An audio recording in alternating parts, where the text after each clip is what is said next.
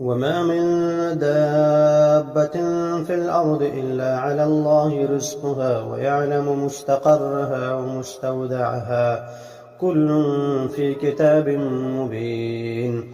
وهو الذي خلق السماوات والأرض في 6 أيام وكان عرشه على الماء ليبلوكم أيكم أحسن عملا.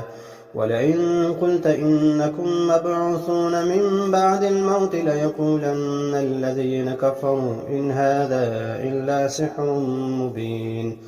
ولئن أخرنا عنهم العذاب إلى أمة معدودة ليقولن ما يحبسه إلى يوم يأتيهم ليس مصروفا عنهم وحاق بهم ما كانوا به يستهزئون. ولئن أذقنا الإنسان منا رحمة ثم نزعناها منه إنه ليئوس كفور.